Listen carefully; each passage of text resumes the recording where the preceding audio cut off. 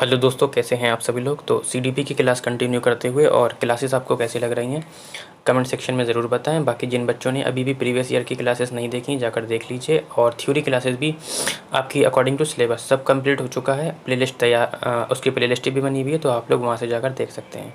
बाकी जिन बच्चों ने अभी भी प्रीवियस ईयर के क्वेश्चन पेपर डाउनलोड नहीं किए हैं, ठीक है, उसको नहीं लगाया है, तो टाइम कम है, आप लोग एक बार प्रीवियस ईयर के क्वेश्चन पेपर लगा लीजिए, चाहे वो फर्स्ट पेपर का हो चाहे वो सेकंड पेपर का हो। टेलीग्राम पर अपलोड कर दिया गया है। बाकी आज या कल परसों तक, ठीक है, short notes according to syllabus आपके, ठीक, टेलीग्राम पर अपलोड कर दिए जाएंगे। तो आप लोग एक बार टेलीग्राम चैनल ज्वाइन कर लीजिए, लिंक डिस्क्रिप्शन में दे रखा है, ठीक है। बाकी मैथ की टॉप 100 की सीरीज चल रही है, जिसमें आपको मेथड कराए जा रहे हैं कि बेटा कौन कौन से क्वेश्चन आएंगे, ठीक है। उन्हीं में से ही आपको क्वेश्चन मिल जाएंगे, ज़्यादा पढ़ने की आपको ज़रूरत नहीं है। तो आप लोग मैथ की क्लास भी ज्वाइन कर सकते हैं। बाकी कहता है कि क्वेश्चन नंबर 21 की निम्नलिखित में से कौन सा स्तंभ का के बच्चों को स्तंभ खा में उनकी प्राथमिक विशेषताओं के सही मिलान को प्रस्तुत करता है, ठीक है। देख लेते हैं। कहता है प्रतिभाशाली वाला, कहता है धारा प्रवाह पढ़ने में कमी होती है, नहीं ये तो नहीं होगा। मूल समाधानों के बारे में सोच सकता है। इस टाइप के क्वेश्चन बहुत ही इजी होते हैं बेटा, ठीक है। आपको क्या करना है कि इनमें से चारों में से जो आता है पहले उसको मिलान कर लीजिए, ठीक है। पहले क्या करेंगे, हम उसको मिलान कर लेंगे। जैसे कि प्रतिभाशाली, एक बार पढ़ के देख लेते हैं। मूल समाधानों के बारे में सोच सकता है। देखो, मूल समाधानों के बारे में कौन सोच सकता है, तो मूल समाधानों के बारे में आपका सृजनात्मकता वाला सोच सकता है, ठीक। मुझे एक आंसर पता चल गया, भले ही मुझे 3 पता ना हो। अब मैं देखूंगा सी का दूसरा कहाँ पर है, ठीक। देखो, यहाँ पे सी का चौथा है, यहाँ पे सी का दूसरा है, ये हो सकता है। यहाँ पे सी का दूसरा है, यहाँ पे पहला है, तो ये वाला कट गया और ये वाला कट गया, फ़ायदा हुआ।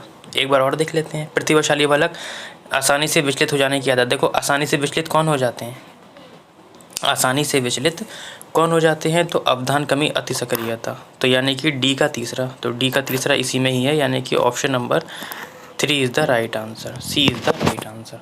समझ में आया। यानी कि प्रतिभाशाली बालक आपके कैसे होते हैं, शीघ्रता से एवं स्वतंत्र रूप से सीखने की योग्यता होती है। अधिगम अशक्ता बालक धारा प्रवाह पढ़ने की कमी होती है। इस तरीके से आपको इस क्वेश्चन को डील करना है कि पहले आप क्या करेंगे, किसी ऐसे कोई ऑप्शन को देखेंगे जो आपको आता है, और फिर उसके बाद ऑप्शन से मिलाएंगे। आधे ऑप्शन आपके इसी तरीके से कट जाएंगे। क्वेश्चन नंबर आपका 22 कहता है कि 22 कहता है कि बच्चे प्रभावी रूप से सीखते हैं जब, तो बच्चे कब सीखते हैं प्रभावी रूप से। कहता है कि वे विभिन्न गतिविधियों एवं कार्यों में सक्रिय रूप से भाग लेते हैं। बिल्कुल, जब सक्रिय रूप से भाग लेंगे, निष्क्रिय रूप से भाग नहीं लेंगे, उसमें खुद इन्वॉल्व होंगे, तो बच्चे अच्छे तरीके से सीखेंगे। हो सकता है ये ऑप्शन हो, लेकिन सीटेट में ये गलती नहीं करनी है, आपको चारों ऑप्शन पढ़ना है। कभी कभी सीटेट में ऐसा होता है कि एक से ज़्यादा ऑप्शन भी ठीक होते हैं। शिक्षक कक्षा में होने वाली सभी घटनाओं व बच्चों को पूर्ण रूप से नियंत्रित करता है। देखो, पूर्ण रूप से नियंत्रित नहीं करना है बच्चों को, करिए। वे पाठ्य पुस्तक में दिए गए तत्वों को याद, देखो शब्द याद आ गया, मैंने बताया था टैग वर्ड है आपका, काट दीजिए। वे श्याम पट पर अध्यापक के द्वारा लिखे गए उत्तरों की नकल करता है। तो जो का त्यों उतार लेगा, तो इसमें बच्चा क्या सीखेगा, ये तो नकल हो गई एक टाइप की, है ना। तो देखो, ऑप्शन भी काट दिए और आपने एक ऑप्शन को पकड़ भी लिया। Option number A is the right answer, ठीक है। तो जब वो सक्रिय रूप से भाग ले लेगा तो वे किसी भी विषय को प्रभावी रूप से सीख सकता है, जबकि इसके विपरीत ऐसे बच्चे जो केवल स्कूली शिक्षा पर निर्भर रहते हैं तथा विभिन्न प्रकार की होने वाली गतिविधियों एवं कार्यों में भाग नहीं लेंगे, अगर वो जो इसके अगेंस्ट होंगे, तो वो अपेक्षाकृत प्रभावी तरीके से यानी कि निष्क्रिय तरीके से सीखेंगे, जल्दी सीख नहीं पाएंगे। अतः बच्चों को इन कार्यक्रम में एवं गतिविधियों में भाग लेने के लिए टीचर को क्या करना चाहिए, पूरे स्कूल को प्रोत्साहित करना चाहिए कि बच्चे ज़्यादा से ज़्यादा इनमें क्या ले सकें, भाग ले सकें, ठीक है। क्वेश्चन नंबर 23 कहता है कि बच्चों को कक्षा में प्रश्न क्या करना चाहिए, पूछने से रोकना चाहिए, पूछने के लिए प्रेरित करना चाहिए, पूछने के लिए हतोत्साहित करना चाहिए, पूछने के लिए अनुमति नहीं देना चाहिए, ठीक है। यहाँ पे देखो, आपको आंसर नहीं आता, मैं मान लेता हूँ, तो मैंने आपको जड़ एवं शाखा का नियम बताया था। क्या बताया था, जड़ एवं शाखा का नियम। आज मैं भीग गया हूँ, तो थोड़ा सा मुझे जुकाम भी हो गया है। देखो, अगर आप पूछने से रोकना चाहिए, अगर आप इसको टिक करते हो तो पूछने के लिए हतोत्साहित करना चाहिए, ये भी मना कर रहा है। पूछने के लिए अनुमति नहीं देना चाहिए, तो ये भी टिक करोगे। भाई तीनों का सेंस एक ही तो है ना, मना ही तो किया जा रहा है। अब आप बताइए, इसमें कूट भी देने रखे हैं तो क्या आप 3 बार टिक करेंगे एक ही क्वेश्चन के आंसर को, यानी कि 1 3 4 टिक करेंगे, तो 3 टिक थोड़ी ना करेंगे, आपको तो 1 टिक करना है। तो यानी कि ये तीनों ऑप्शन कट गए जड़ एवं शाखा से। तो एक ही ऑप्शन बचता है, ऑप्शन नंबर 2। आप लोग इस तरीके से भी कर सकते हैं। देखिए हर मेथड से अगर आप क्वेश्चन करेंगे, भले ही सीटेट में आपको आंसर नहीं आता है, आप लोग जो मैं तरीका बता रहा हूँ इस तरीके से करेंगे तो 28 नंबर तो आराम से आपके आ ही जाएंगे बिना किसी रुकावट से। तो कहने का मतलब ये है कि बच्चों के संपूर्ण विकास एवं रचनात्मक शिक्षा प्रदान करने के लिए कक्षा वातावरण बेटा एक ऐसा, टीचर को कक्षा का वातावरण ऐसा बनाना चाहिए कि जिसमें बच्चों के सोचने की शक्ति को प्रोत्साहित किया जा सके। अब ये सोचेंगे कैसे? ऐसा करने के लिए शिक्षक को चाहिए कि बच्चों को किसी भी विषय पर अधिक से अधिक प्रश्न पूछने के लिए क्या करे, प्रेरित करे। अब टीचर कक्षा में आएगा, ज़ोर ज़ोर से चीखेगा, डंडे से डराएगा, तो बच्चा प्रेरित कहाँ से होगा? वो तो डर डर के बैठा रहेगा, सहम के बैठा रहेगा और ना ही आपसे क्वेश्चन पूछ पाएगा। तो जब क्वेश्चन नहीं पूछ पाएगा तो सीख नहीं पाएगा, क्योंकि डर के बैठा रहेगा। तो आपको ऐसा माहौल क्रिएट करना है जिससे कि बच्चा स्वतंत्रता पूर्वक क्या करे, प्रश्न पूछे आपसे। ठीक है, माहौल ऐसा क्रिएट करना है शिक्षक होने के नाते। 24 नंबर क्वेश्चन कहता है कि संरचनात्मक दृष्टिकोण के अनुसार अधिगम क्या है। संरचनात्मक में हमारे कौन कौन से लोग आते हैं? जैसे वाइगोस्की आ जाता है, पियाजे आ जाते हैं, आपके कोहलबर्ग आ जाते हैं, इसमें ये आ जाते हैं। ठीक, कहते हैं अनुभव के। अब सपोज करो कि इसका उत्तर नहीं पता आपको, फिर कोशिश करते हैं ऑप्शन को काटने की। ठीक, कहता है अनुभव के परिणाम के रूप में व्यवहार में एक परिवर्तन होने की प्रक्रिया है। ये तो एक डेफिनेशन हो गई, अनुभव के परिणाम के रूप व्यवहार में एक परिवर्तन होने की प्रक्रिया, ये एक डेफिनेशन है। तो ये तो आपका उत्तर नहीं होगा। एक सक्रिय और एक सामाजिक, बिल्कुल सक्रिय रूप से सामाजिक वाइगोस्की कहते हैं, हो सकता है। कहता है एक निष्क्रिय, देखो यहाँ से पकड़ लो, निष्क्रिय नहीं होना चाहिए। जानकारी के अर्जन की प्रक्रिया है, नहीं। आपका एक सक्रिय एवं सामाजिक प्रक्रिया है, तो ऑप्शन नंबर बी होना चाहिए मेरे हिसाब से।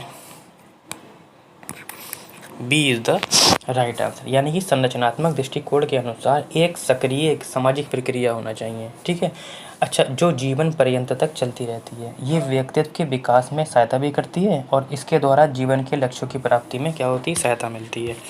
फिलहाल सामाजिक की बात हुई है तो यहाँ पे वाइगोस्की को लिया गया है। ठीक है, क्वेश्चन नंबर 25 सॉरी, जब शिक्षक को विद्यार्थियों एवं उनकी योग्यताओं के बारे में सकारात्मक विश्वास होता है तब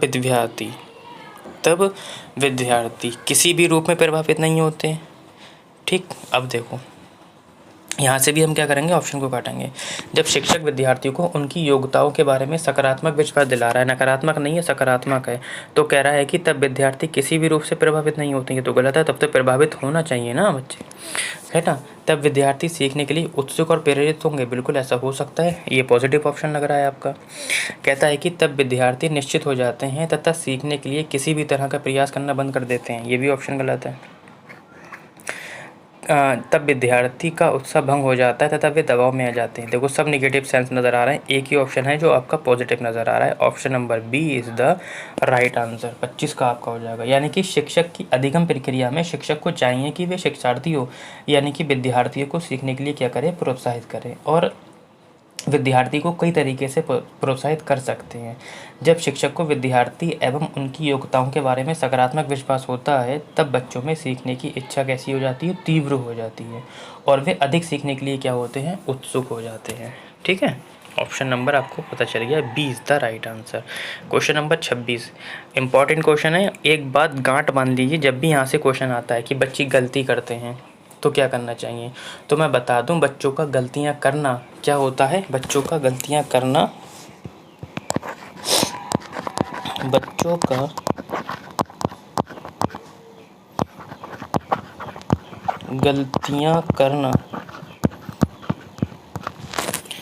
अधिगम का क्या होता है बेटा,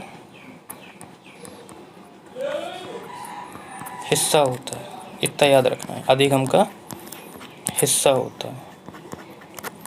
बस यही एक टैग वर्ड है, यानी कि एक टैग लाइन है, इसी को आपको समझना है कि आप ये बच्चों का क्या होता है, अधिगम का एक हिस्सा होती है। बच्चे कभी भी गलतियाँ नहीं करते हैं, ये आपको नहीं सोचना है, ना ही उन्हें दंड देना है, ना ही उन्हें बाहर निकालना है, ना ही उनके बारे में कोई गलत टिप्पणी करना है। कुछ भी बच्चों के बारे में आपको ये समझिए, सी-टेट में तो गलत कहना नहीं है। बच्चा गलत है फिर भी उसे गलत नहीं कहना है, तो आपका 100% क्वेश्चन हो जाएगा।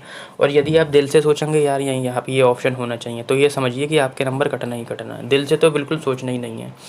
एक बात गांठ मान लीजिए कि बच्चों के बारे में गलत टिप्पणी बिल्कुल भी नहीं करना है। अब देख लेते हैं, कहता है शिक्षण अधिगम प्रक्रिया में महत्वहीन है। क्या कह रहा है कि महत्वहीन, हीन का मतलब समझते हैं ना, महत्वहीन है, गलत हो जाएगा आपका। प्रदर्शित करती है कि बच्चे कितने लापरवाह हैं। देखो ये भी देखो गलत। बार बार अभ्यास करने के लिए कहें तुरंत सुधार देनी चाहिए, नहीं बार बार तुरंत नहीं करना है। अधिगम प्रक्रिया का एक भाग है, मैंने बताया है ना। ऑप्शन नंबर 4 देखिए, अधिगम प्रक्रिया का यानी कि जो बच्चों की गलतियाँ होती हैं वो अधिगम का क्या होती हैं, एक भाग होती हैं तथा उनके विचारों को एक अंतर्दृष्टि देती है। ठीक है, तो ऑप्शन नंबर क्या हो जाएगा हमारा, 4 हो जाएगा। ठीक है, 26 का क्या हो जाएगा, 4 हो जाएगा। तो अधिगम प्रक्रिया में बच्चे विभिन्न प्रकार के प्रयोग करते हैं। अधिगम प्रक्रिया में क्या करते हैं बच्चे, और जिसमें से कुछ प्रयोगों में वे सफल तथा कुछ प्रयोगों में क्या हो जाते हैं, वो असफल भी हो जाते हैं। जिससे वे असफल होते हैं उसे वे शिक्षक व अपने माता पिता से समझने का प्रयास करते हैं। अब माता पिता या शिक्षक ये थोड़ी ना कहेंगे तू गधा है, तूने ये कर दिया, नहीं, ये अधिगम का एक हिस्सा होता है बेटा। एवं उन गलतियों को दोहराने से बचते हैं। इस प्रकार बच्चों की गलतियाँ अधिगम का प्रक्रिया का क्या बन जाती हैं, भाग बन जाती हैं तथा उनके विचारों को एक अंतर्दृष्टि मिलती है। ठीक है, क्वेश्चन नंबर 27, मूल्यांकन को, ठीक, मूल्यांकन को डैश क्या करना चाहिए। तो मैंने आपको पहले भी बताया था, मूल्यांकन का उद्देश्य पास या फेल करना नहीं होता है। ठीक है, मूल्यांकन का उद्देश्य क्या होता है, निदान करना होता है, बच्चे के बारे में जानकारी एकत्रित करना होता है, उसको शिक्षा देना होता है कि अब इस बच्चे को किस प्रकार से शिक्षा देनी है। ठीक है, खेल के माध्यम से देनी है, ठीक है, या टीएलएम के माध्यम से देनी है, किस माध्यम से देनी है, तो इसका सिर्फ और सिर्फ उद्देश्य यही होता है।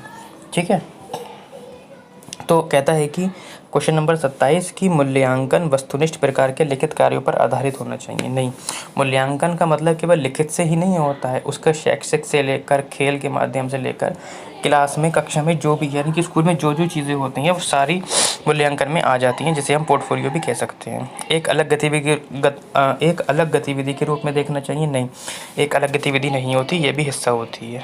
शिक्षण अधिगम प्रक्रिया का एक भाग होना चाहिए, बिल्कुल क्वेश्चन नंबर 27 का 3 होना चाहिए। फिर भी नीचे पढ़ाते हैं, केवल नंबर, देखो केवल शब्द आ गया, ये भी निगेटिव हो गया।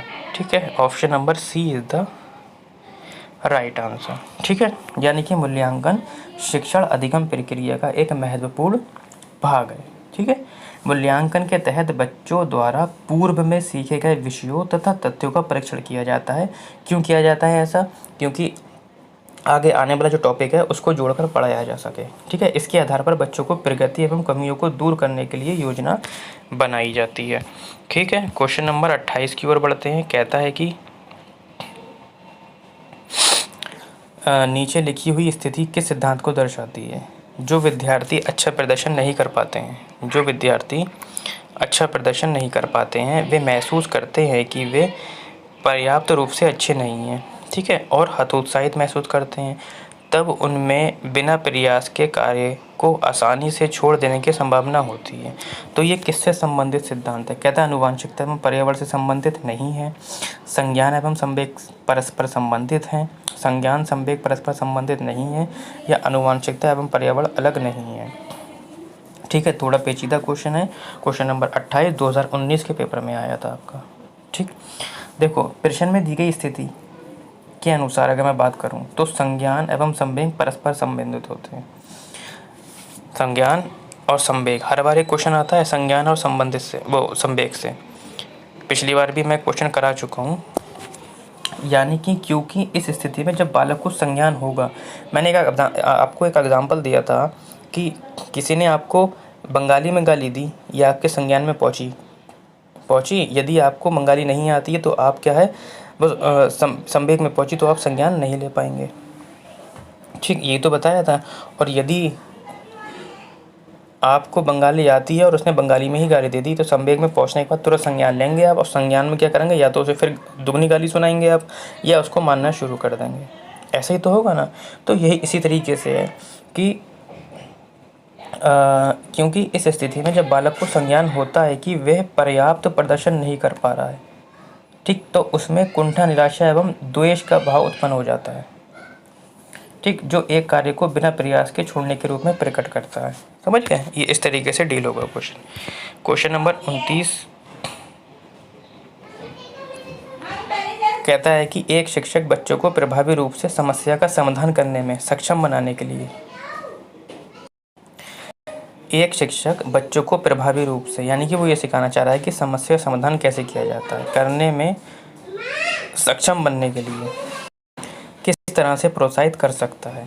ठीक, क्वेश्चन नंबर 29 का आप लोग आंसर देंगे। कहता है बच्चों को समस्या के बारे में सहजानुभूत अनुमान लगाने एवं बहु विकल्पों को देखने के प्रोत्साहित करके, बिल्कुल हो सकता है। पाठ्य पुस्तक के सभी प्रश्नों को व्यवस्थित तरीके से समाधान लिखकर, नहीं, पाठ्य पुस्तक का इस्तेमाल नहीं करना है आपका। पाठ्य पुस्तक से एक ही प्रकार के, तो जब एक ही प्रकार के प्रश्नों का उत्तर के अभ्यास करवाएंगे तो यहाँ पे समस्या समाधान कैसे होगा।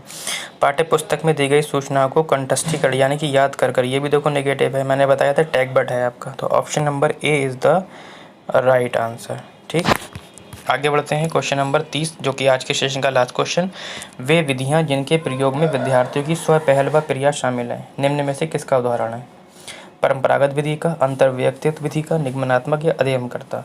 देखो स्वयं पहल आ रही है आपकी, किसकी आ रही है, स्वयं पहल, यानी कि बच्चा खुद से प्रयास कर रहा है। और ये कौन सी विधि में होता है, शिक्षक केंद्रित में नहीं होता है, ये होता है अधिगमकर्ता, यानी कि बाल केंद्रित शिक्षा के अंतर्गत ऐसा होता है कि बच्चे को क्या होता है, वरीयता दी जाती है कि बच्चा खुद ही से उसमें इन्वॉल्व होता है, यानी कि वे विधियाँ जिनका प्रयोग विद्यार्थी की हो गया। इस विधि में बालक को, यानी कि बाल केंद्रित शिक्षा में बालक को सीखने की प्रक्रिया में केंद्र में रखा जाता है। ये तो मैं बता चुका हूँ। ठीक है, तो आज के लिए इतना ही।